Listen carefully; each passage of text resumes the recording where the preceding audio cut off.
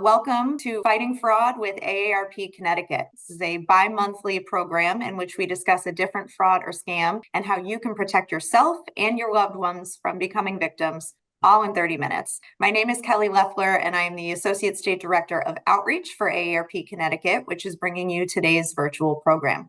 We are joined by Dave Morrow, an AARP fraud volunteer. We will be talking with Dave about a term we're all hearing quite a bit lately, artificial intelligence, or as it's commonly called, AI. We've heard from many out in the community that they're nervous about how this technology could be used by scammers to take your hard-earned money. Dave will help us learn what artificial intelligence is, its current risks, and what steps you can take to keep yourself safe. Dave, thanks for joining us. I'm glad to be here. We're so happy to have you joining us regarding this topic, Dave. So let's get started. Now, it seems like I can't go a day without hearing someone talk about artificial intelligence. It seems like this technology is just exploding onto the scene faster than most people can keep track, and that can feel a little bit out of control. I think it's an incredibly important first step to just understand what AI is. So can you explain that for us not so tech-savvy folks? Sure.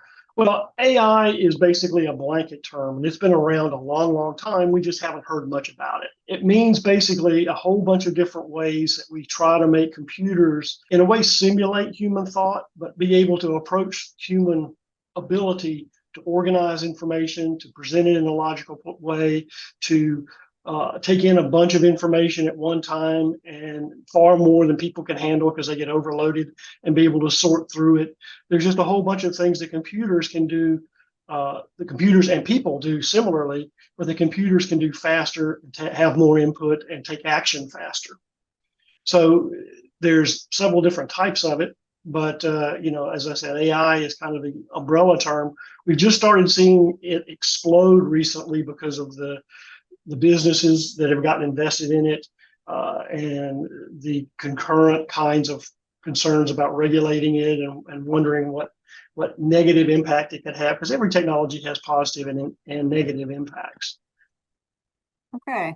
So I hadn't realized that this had been around for a little bit. So now that we know a little bit about what artificial intelligence is, let's talk a little bit deeper about how it's being used. Whenever I see a news story or an article about AI, I'm only hearing about the risks or things that have gone wrong. So are there any positives to its popularity right now?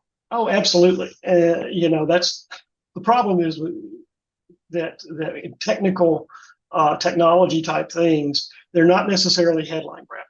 And so media and politicians and folks that want to get people's attention for whatever reason will highlight the terrible things. Or the dangers or the risks. But as I said, AI has been around in our society. We've been dealing with it without even knowing it for quite a while.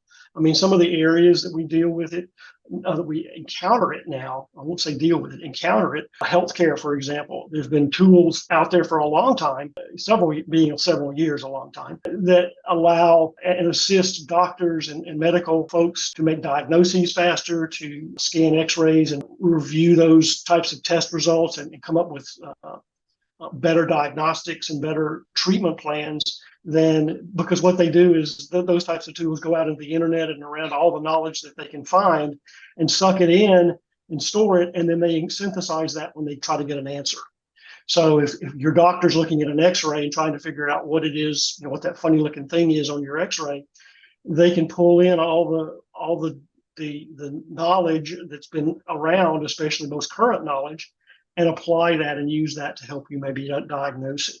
Manufacturing has had robotics for a long time. The automobile manufacturing industry has been using robotics for years. And that has been a crude type of AI. And it's just gotten better where it can make decisions and do things to control the line and to make things better, faster.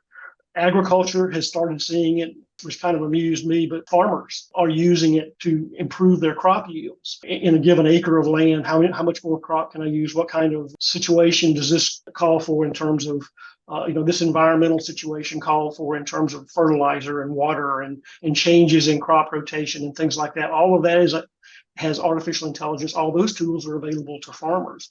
And finally, in security, the field I deal with a lot, we use AI for several years now in helping for like antivirus programs to help them recognize, because malware is changing constantly. Computer viruses change constantly because the bad guys try to make them elude the safeguards.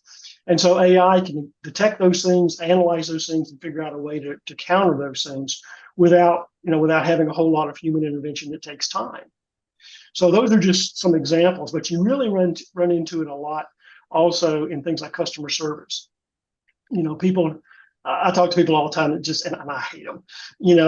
You get on a website and you have a question to answer, and so you click on the little thing that says chat with a service person, and you talk to them. You type and everything. Well, chances are nowadays you're not talking to a person, you're talking to a bot of some variety, which is an automated robot kind of thing that takes in your information, analyzes your question, and spits out an answer. So that's the way probably all of us encounter that almost every day, is those type. And even with customer service numbers you call into, you may wind up talking to an artificial intelligence, either enhanced person or totally, made up person, to answer your question or to give you help. Oh, wow. I didn't realize that it was, it involved in so many of these advancements every day. I hadn't even thought about security, especially when we're talking about some of the risks about it. It's nice to hear that it can actually be used for some really good options as well. So it's nice to hear how we can benefit from it. That said, we do know that there are some risks to the technology, one of which being what scammers can do with it. And there's concern around how sophisticated the scams are getting. I've heard, concerns about scammers being able to copy our voices. But what are some of the other ways that they use AI? Here's what it's not, before we get into what it is. Especially folks of a certain age like me, we grew up in the age of the Terminator films. And so when people start talking about autonomous robotic type of beings, this guy springs to mind. And for the most part, that's not at all what we're talking about here. This is not artificial. I mean, this is still way in the dystopian future, if ever. But what we're talking about is how AI can impact the fraud and cybercrime issues we see. And there's several different areas. They make fake profiles now. The fake profiles can just be better. Phishing and spear phishing, we'll talk about these. We're going to go into a little more detail on all of these things. But these are some of the areas that we've talked about. And by far, these are not all of them, because there's a ton more areas, and it's always just limited by the enthusiasm and creativity of the bad guys, who are very creative and very smart sometimes. So the first thing would be like in generating fake profiles. We know that a high percentage of the profiles on any social media, especially things like Facebook and Twitter, are fake, and they're just generated for various reasons by other folks. Well, this will only make it better. AI will make it harder to discriminate between fake ones and real ones, because it can generate pictures. They don't have to have pictures of real life people. They can generate pictures that are very believable. They can put bios up there that really read like somebody has got this type of experience. You can actually wind up talking to someone, especially in things like romance scams and scams of imposters calling you and saying they're from the government, you have to pay your taxes and blah, blah, blah. You can actually wind up looking at like you're talking to somebody on the screen, when in reality you're talking to a generated bot type of situation, an AI generated person. In fact, this situation is alleged to have just happened. I read an article 2 days ago about the first known situation where a romance scam has been involved with somebody, a victim who was talking to somebody on the screen who was a generated AI character. It was not at all a real person. There was a real person talking, but they had changed the features to the point where it was unrecognizable as anybody but who they said they were. So that's not verified. Don't know if that really happened, but you can see kind of where that's going. So we'll see it in imposter scams, government agencies calling, saying you missed jury duty, give us $500 in gift cards. Companies may call you and say they have a job for you, or a Publishers Clearinghouse type company, a sweepstakes scam. Or law enforcement you may actually see a police officer on the screen who's not really a police officer, but they've generated him. And of course, there's always the sextortion channels with made up items, and romance scams were clearly going to be impacted. Now, one of the areas that a lot of us encounter are phishing, and the text message version that we call smishing, SMSing. And basically, phishing and what we call spear phishing are two different things or related things. Phishing is basically where I buy a list of 1,000 or 10,000 email addresses and blast out an email that I don't really care whether it applies to you or not. I figure that 99.9% of the people that get it are going to trash it, but 1% may respond, and that's kind of what I'm looking for. The message are real generic, and they're often in terrible English, where English is clearly not the first language of the person that wrote it. Well, all those things can be cleaned up in AI. ChatGPT is an AI synthetic text generator program that is very popular and it's free to use. You can get on the internet and play with it. Spear phishing, on the other hand, is really probably where we're going to see a lot more in the phishing area that AI hits us, because spear phishing is where I do some research on you and then I target a message to you based on what I know about you. And AI can really help me gather intel on the internet, because the internet is a great intelligence gathering tool on individuals. And I can build a message based on what your interests are, what your problems may be, what your background is, and target whatever type of message I want to where, it really seems realistic. They do that to a certain extent now in spear phishing, especially to get people in companies to make, deposits of money to trick the CEOs and financial people in companies to give money to them, impersonating somebody that they owe money to. But it's going to get better, and that takes some time and some intensive research. AI tools and spear phishing are going to get a lot easier to use and a lot faster. Of course, our friends, the chatbots. Chatbots are really kind of interesting because now you're going to see a lot better conversations out of them as time goes on. AI is going to make them a lot more realistic and human-like. Now, depending on the age of, if you run into an AI or an automated chatbot, older ones sound like robots. And he actually have that creepy robot voice. That's not going to be happening anymore. You're going to have human voices that sound like people in some cases. You can also run into them in text situations. Emotions are now where AI has a little problem. They sometimes can't tell emotions, so they'll have a hard time dealing with that in responses. I know I have a problem because I'm a Southern boy, and so sometimes I'll be on a voice thing and they can't understand what I'm saying, and it's not a person because they're just totally mishmashing what I'm saying. And I may be hard to understand at times, but I'm not that hard. So that tells me, for example, that's a clue that's probably a bot. Cloning voices is one that you've heard of, obviously, where they can take a snippet of right now. The state of the art now is a very small snippet, 10 seconds, of somebody off the internet, a voice on a video or something, and then clone that voice, make something come out in that person's voice. And of course, that's really impactful in things like the grandparent scam, where your granddaughter or grandson calls you from jail in Mexico and is all panicky, and you need to get them out. No longer is it going to be the kid is the voice is not at all like what the child is like. It may actually be the child's voice that's been changed and simulated. Deep fakes are what everybody thinks about. This is pictures. This is photographs that have been digitally altered to include or exclude somebody. Manipulation of videos to include or exclude somebody, or make a participant look like somebody that they're not. Impersonating public figures.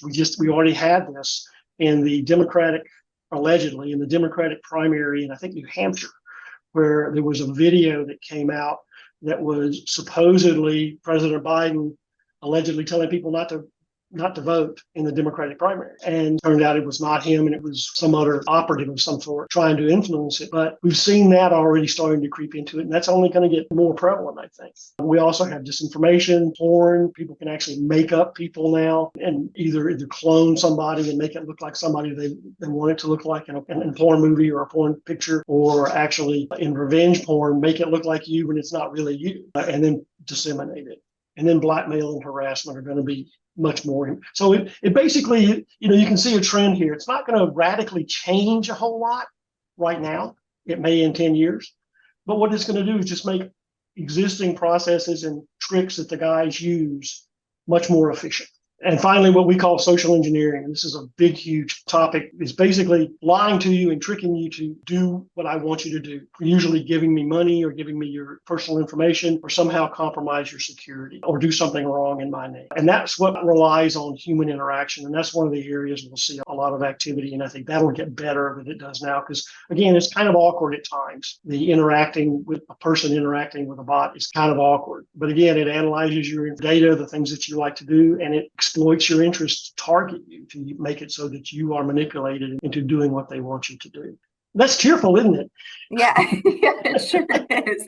It sure is. Well, and I think, you said it with manipulation. And I think the thing that gets people the most scared is I think our society has a good amount of inherent stranger danger. And if you get a random call, not to trust it. But now we're getting to the point where hypothetically, whether it's in a year or in 10 years, you can have a deep fake of your own loved one, whether it be a video or a phone call with their voice. And those are the people that you're supposed to know that you can trust. And that can be really scary to hear.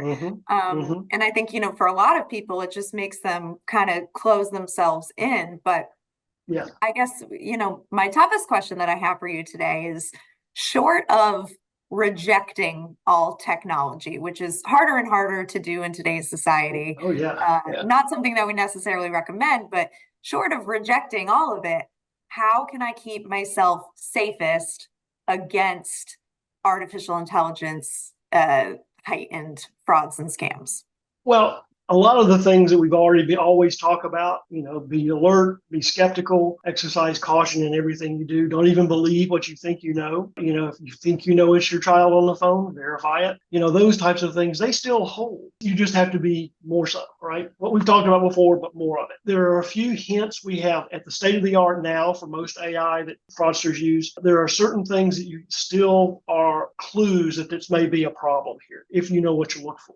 Some of the red flags might be if you're interacting with somebody on social media and you look at their profile and it's just too perfect. The picture is perfect. There's no punctuation problems. The situation is perfect. They exactly fit your background, or you should have run into them somewhere because they're so similar to you that you really want to be a friend with them or whatever.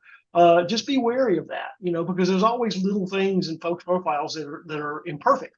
And if it's too perfect, then that's something to kind of hold back a little bit and think about. Generic responses, I know, especially again with my Southern voice, I can get really generic on text messages or text things where I'll ask a question and it infuriates me because they never answer the damn question. They just answer around it.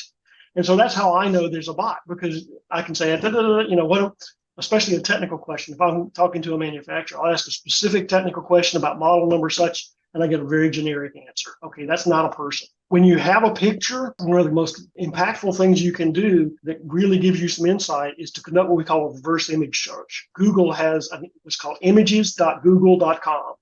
And what you can do is take a profile picture of a person you've met online.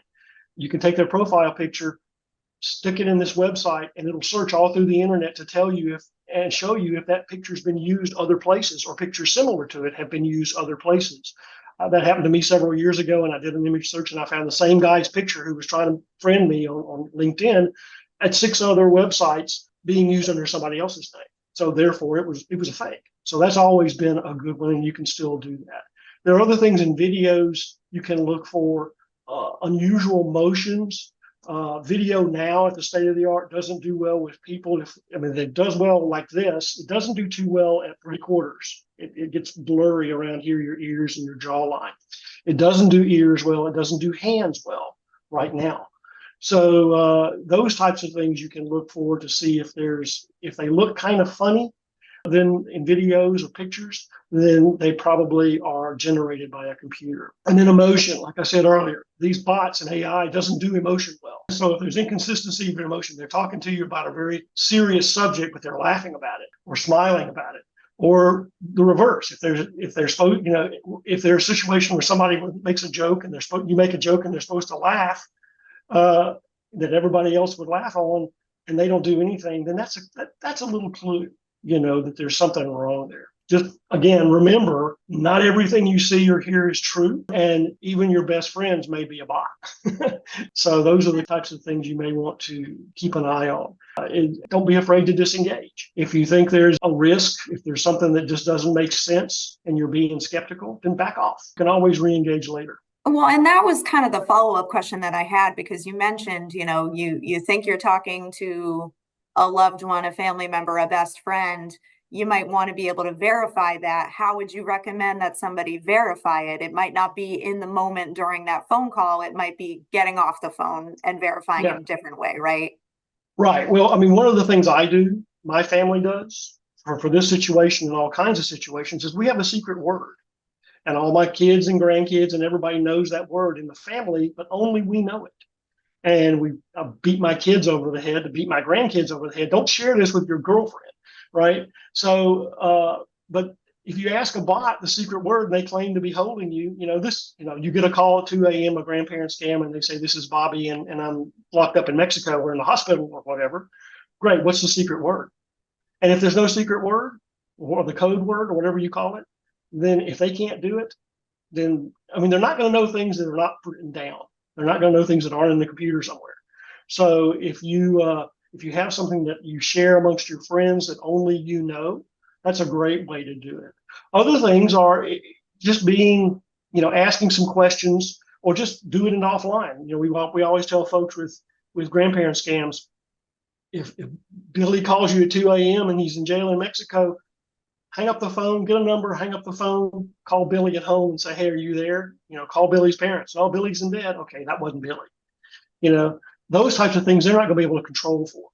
So those are the best ways to do it, is to do something that tricks or befuddles, if you will, the AI, because it doesn't have the information to give you, because it's never been put anywhere on the internet. No, I like that tip, the secret word. That's a good one. I'll have to come up with something like that with my family. I want to thank you for this information. And before we open it up for one or two questions, I just want to ask if you had any final thoughts you'd like to share with us about the impacts of AI and what impacts it will have as we move forward. Yeah, I mean, long ago, there was a president, and I can't figure out who it is, who had a thing where he said, no new technology comes without new problems to be encountered. And that's what this is. This is a new technology. It's grown over the years. It's going to only go forward and get better. And it'll continue to impact our society. You can't, build yourself a cabin in the woods and go into hermit mode, because everything in our society is soon going to be, if it's not now, pretty well relate to computers in some way, or you're going to have a computer to access it. So this is not the end of the world. We'll get through it, and kind of be skeptical and don't listen and read all the stories you hear about doom and gloom, and the headlines that are generated to get your clicks on social media or whatever, because we'll adjust, because the good guys adjust as well as the bad guys. And so we will adjust to this. It'll be a challenge. There'll be new things to overcome that we've not had to deal with before, or had to deal with in a limited way before. But in the end of the day, it's not the end of the world. And it's certainly not the Terminator. It's certainly not. I mean, there's concerns about that. And I'm retired military, so I keep up with that side of it too. And there's concerns in the military about that way down the road. It's not tomorrow. And there's certain things they're not going to do just because they know that it could get out of hand. So yeah. Well, I appreciate you bringing us back down to earth there, and that words of comfort. That's always nice to hear. I do have time for maybe one or two questions. One of the first ones that I saw in the chat earlier in the half hour was, would you advise changing your voicemail message to a pre-recorded one that does not use your own voice, so that scammers cannot record your voice and then use it for an AI-based scam? Yeah, that's a good idea. I mean, especially if now the problem will be that don't just rely on that, right? Always be alert, because even now the current state of the art of voice cloning is such that they can take a very small snippet, 5 or 10 seconds, and replicate your voice out of it. So anywhere your voice has been put on, like this right here, If this went on the internet, they could take my voice and use it. Of course, my voice is all over because I've done dozens of these type of seminars all over the country. But don't just rely on that. There is no silver bullet for any of this stuff. So use that as one of the tools in your toolkit. Right. And then one last question real quick. Does the no-call registry help to stop any of these kinds of phone calls? Yes, but as I just said, there is no silver bullet. So in security, professional security, we use the layer method. We call it the onion method, where there's not one tool or technique or policy that you rely on to solve and stop everything. You have a layered approach of multiple tools, multiple policies, multiple things you can do. Yeah. So do not call register is a great first step in weeding out a percentage of some of those robocalls you get. And it certainly can't hurt because some people will actually abide by it. The majority of scammers don't, of course, but then you have other tools. You have robocall devices on software on your phones, that kind of stuff to filter those out. And then you have your own practices. I don't answer the phone if it's not somebody I know. I'm skeptical of caller ID, but I will not, if it comes from an unknown number, I'm just not answering it. If they want to talk to me, I talk to voicemail. So again, you see the layers. That's the way to stop these guys, not relying on, the do not call registry or one piece of software or one technique. Right.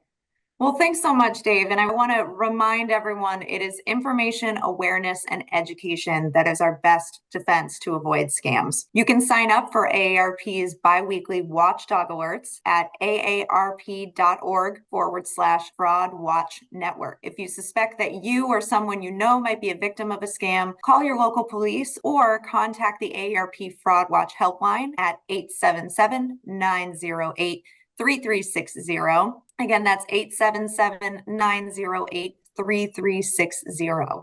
Remember, if you can spot a scam, you can stop a scam. For this and more virtual programs, including our weekly webinar Wednesdays, visit aarp.org/CT events.